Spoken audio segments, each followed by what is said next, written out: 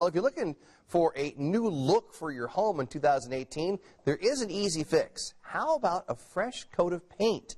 Pat Sullivan from Sullivan Hardware and Garden is showing us the do's and don'ts before you pick out that new color. All right, I know it's winter. It's been cold. It's been snowy. But you know what? Now we got to get through the, all the way to spring. So some of the things you can do, I always think about interior painting, because painting by itself can change the look of a home less expensively than anything else we can do. You can really make a statement. Now, you can also make a statement in the wrong way if it's not done properly, because you picked the wrong color. A lot of us don't have the skills, and we come and we look at all these big boards, all the colors, and that can be a little confusing. And if you're not good with colors and maybe you don't have the budget for a decorator, so there is some things. One is cheat. It's like mannequin shopping, picking out clothes.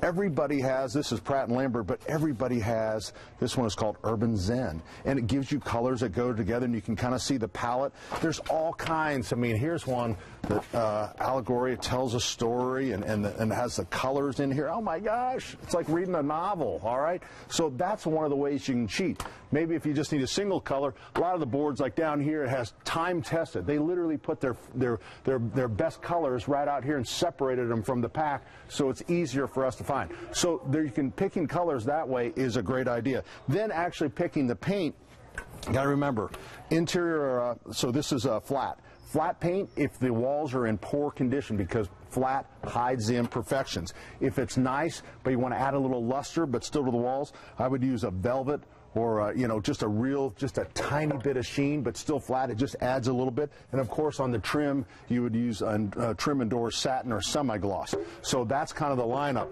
Using good quality. If you're using a utility roller using good paint, you're going to get a poor job. You want to use something, a good quality paintbrush, good quality rollers, because poor quality utility tools can make a really good paint look really average. All right, when it goes to the actual painting, using taking the time and taping things off. This is called frog tape.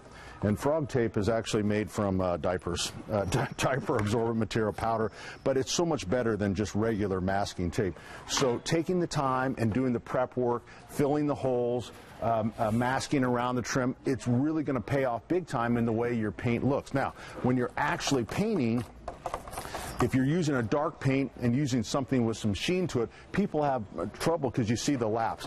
So I always like to do the letter M. You work in a little section, and then you go and then you fill it in. But once you fill in that area, if you're using a shiny paint like a semi-gloss or a satin, and again in a deep color, the last thing you should do, get the nap going in one direction, because what that does, when the light hits that sheen, it doesn't show the lap lines, because you have that kind of that little orange peel, and boom, now everything looks nice and uniform. There is the tip of the day, and then you pull that off and look at a nice clean line. So let's get painting. All right, Pat, great stuff there. Thanks so much.